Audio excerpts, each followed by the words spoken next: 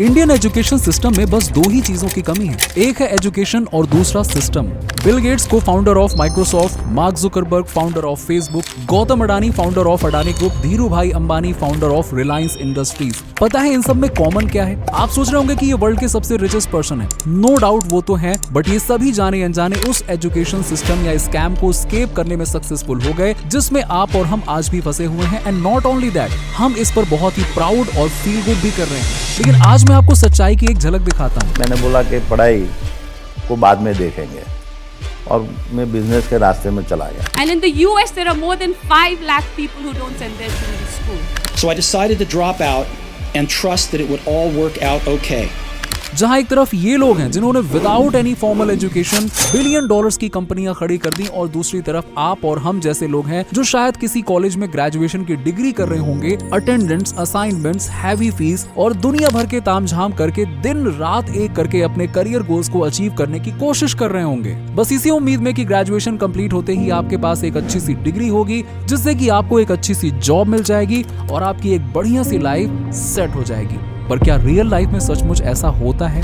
वैसे sir, school के बाहर जब जिंदगी इम्तिहान लेती है तो सब्जेक्ट वाइज नहीं लेती। जिस एजुकेशन सिस्टम को आप बचपन से फॉलो करते आ रहे हो उसे तो बनाया ही इसीलिए गया था कि आप अपने लॉजिक को पेटी में बंद करके उसकी चाबी किसी और के हाथों में पकड़ाकर खुद खुशी खुशी एक ओबीडिएंट फैक्ट्री वर्कर बन जाएं। अब आपको लग रहा होगा कि मैं कुछ भी बातें कर रहा हूँ, लेकिन मैं आपसे वादा करता हूँ कि बस मुझे कुछ मिनट दे दीजिए और मैं ये प्रूव करके दिखा दूंगा कि किस तरह से हमारा एग्जिस्टिंग एजुकेशन सिस्टम हमें एक ऐसे खतरनाक ट्रैप में फंसा रहा है जहाँ से लौटना लगभग इम्पॉसिबल है, और हमें अब कौन कौन से ऐसे स्टेप्स उठाने की जरूरत है जिससे कि हम इस ट्रैप को एस्केप करके अपनी लाइफ का चार्ज अपने हाथों में लेकर सक्सेस हासिल कर सकते हैं। तो क्या आप तैयार हैं?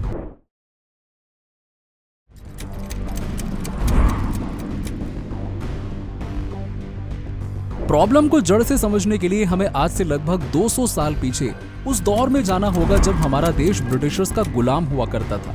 साल था 1835 यानी कि 1835, जब इंडस्ट्रियल रेवोल्यूशन के चलते ईस्ट इंडिया कंपनी को ऑपरेट करने के लिए दो मेजर चैलेंजेस फेस करने पड़ रहे थे। एक कम्युनिकेशन विद इंडियंस और दूसरा लैक ऑफ वर्कर्स, यानी कि अपनी फैक्ट्रीज को चलाने के लिए लेबरर्स, वर्कर्स, क्लर्क्स या यूं कहें कि काम करने वाले ऐसे मजदूरों की जरूरत थी जो चुपचाप डेस्क पर बैठें, ऑर्डर्स को फॉलो करें, क्वेश्चन न करें और ज्यादा क्रिएटिव भी ना हो। इस प्रॉब्लम को सॉल्व करने के लिए लॉर्ड थॉमस बेबिंगटन मैकाले, जिनके बारे में शायद आपने स्कूल में पढ़ा भी होगा, उन्होंने प्रपोज किया English education act of 1835।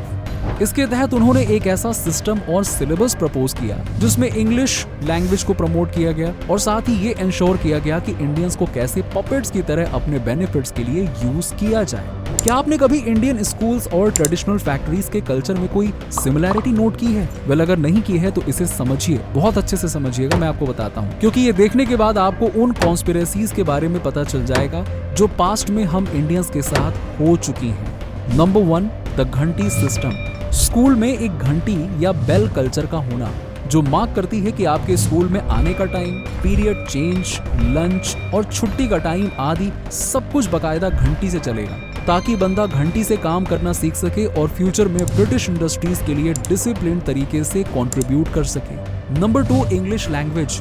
Britishers ने स्मार्टली इंग्लिश लैंग्वेज को एक स्टेटस से जोड़ दिया। मानो जो बंदा इस लैंग्वेज से फैमिलियर न हो उस पर तो पुअर कम्युनिकेशन का टैग चिपका दिया जाता था। सर वो बात ऐसी, speak in English not a local language.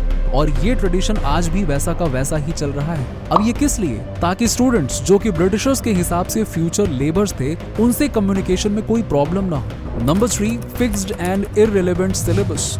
ये इंश्योर करने के लिए कि वर्कर्स या labourers fix set of commands he follow करते रहें और अपना दिमाग न लगाएं। इंडियन स्कूल्स में भी फिक्स्ड सिलेबस इंट्रोड्यूस किया गया। इस स्ट्रक्चर के कारण हमारे बच्चे बन गए रट्टू तोता और टॉपिक्स के आगे पीछे का कुछ भी एक्सप्लोर करना ही भूल गए। जो लिखा हुआ है उसे याद कर लो और बन जाओ होशियार, ये वाला सिस्टम है। इतना ही नहीं, इवैल्यूएशन सिस्टम की बजाय एग्जाम सिस्टम इंट्रोड्यूस किया गया जिससे ओवरऑल डेवलपमेंट को छोड़कर बच्चे कंपटीशन में ही उलझ कर रह गए और इस तरह क्रिएटिविटी और इनोवेशन ने अपना इम्पोर्टेंस ही खो दिया।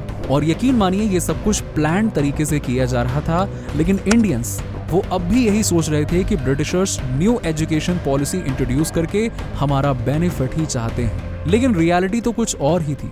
He wanted to create a class of persons, Indian in blood and color, but English in taste, in opinions, in morals and in intellect. इसके बाद ब्रिटिशर्स के दो पर्पस तो सॉल्व हो जाते हैं, क्योंकि उन्हें अब इंग्लिश समझने वाले गुलाम मिल चुके थे। अब आप सोच रहे होंगे कि आजादी को 78 वर्ष हो चुके हैं, अब तो सब कुछ बदल ही चुका होगा, लेकिन जरा ठहरिए। डिसीजन पर जंप करने से पहले इंडियन एजुकेशन सिस्टम के सिलेबस को थोड़ा इवैल्यूएट कर लेते हैं। अगर आप आज भी किसी भारतीय बच्चे से पूछो कि इंडिया में कितने सीजन्स होते हैं, तो वो कहेगा 4, जबकि यहाँ 6 सीजन्स होते हैं। ब्रिटेन में 4 सीजन्स होते हैं और उन्होंने 4 लिख दिया और वही अब भी चल रहा है। हिस्ट्री बुक्स में ब्रिटिश एरा को एक न्यूट्रल या कभी कभी पॉजिटिव लाइट में दिखाया जाता है, जहां उन्होंने इंडिया में रेलवेज और मॉडर्न इंफ्रास्ट्रक्चर लाए हैं, और दबी जुबान में ये भी कहा जाता है कि ब्रिटिशर्स नहीं आते तो इंडिया इतना आगे नहीं बढ़ता, रेलवे नहीं आता, इतनी बड़ी बड़ी बिल्डिंग्स नहीं होती और हम इतना कुछ सीख नहीं पाते। लेकिन कॉलोनियल एक्सप्लॉइटेशन और एट्रोसिटीज को उतना हाईलाइट ही नहीं किया जाता।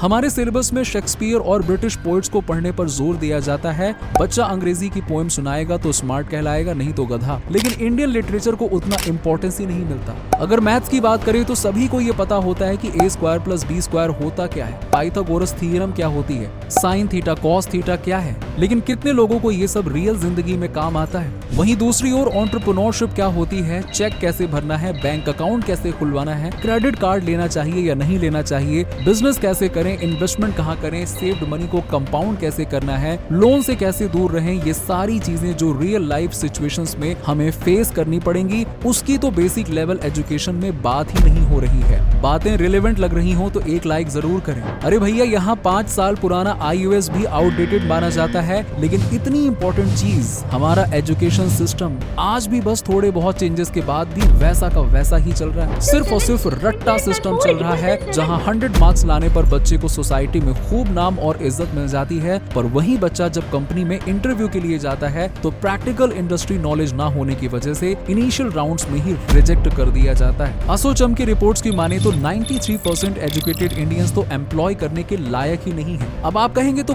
करें क्या? स्कूल, कॉलेजेस ये सब कुछ छोड़ दें, पढ़ाई छोड़ दें, घर बैठ जाए, क्या करें? वेल, नहीं, अब तक आप समझे ही नहीं। Let me explain.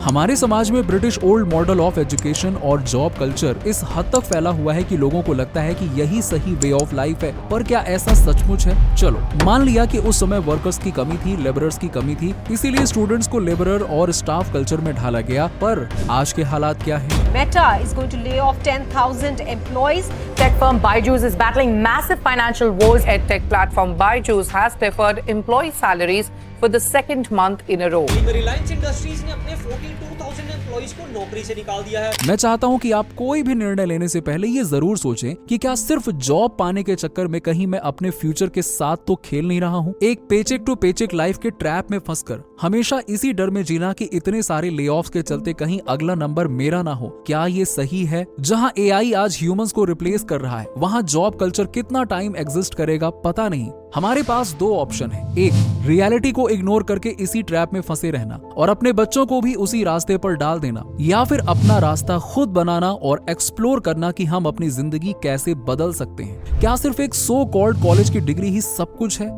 आज के जमाने में हमें ऐसे ग्रेजुएट्स की जरूरत है जो स्किल्स के साथ बाहर निकलें, ना सिर्फ एक डिग्री के साथ। और क्या आपको लगता है कि स्किल्स सिर्फ कॉलेज में सिखाई जाती है? आज तो स्किल्स आप कॉलेज में लाखों रुपए और अपनी जिंदगी के 5 से 6 साल देकर भी नहीं सीख पाते। वही स्किल्स आप ऑनलाइन कोर्सेज से कम फीस में और उन लोगों से सीख सकते हैं जो खुद उस इंडस्ट्री में एक्सपर्ट हैं। तो क्यों ना हम सिर्फ मार्कशीट को इंपॉर्टेंस देने की बजाय रियल लाइफ में काम आने वाली नॉलेज पर ज्यादा फोकस करें। आप अपने बच्चों को स्कूल कॉलेज भेजें, लेकिन क्या ये जरूरी है कि मार्कशीट ही सब कुछ हो?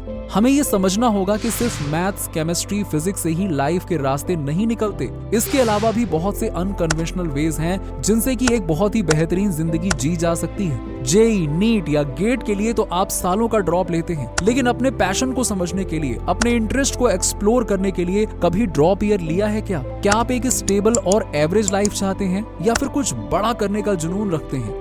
ये डिसीजन आपको लेना है। आपके लाइफ में क्या गोल्स हैं और आप इसे पूरा करने के लिए किस पर डिपेंडेंट हैं? एजुकेशन सिस्टम पर या अपनी नॉलेज और स्किल्स पर कमेंट करें। आपके लिए इंफॉर्मेटिव डॉक्यूमेंट्रीज लाने की जिम्मेदारी हमारी और इसे ज्यादा से ज्यादा लोगों तक शेयर करने की जिम्मेदारी आपकी है, ताकि और लोगों तक ये अवेयरनेस पहुंच सके। अगर ये डॉक्यूमेंट्री पसंद आई हो तो चैनल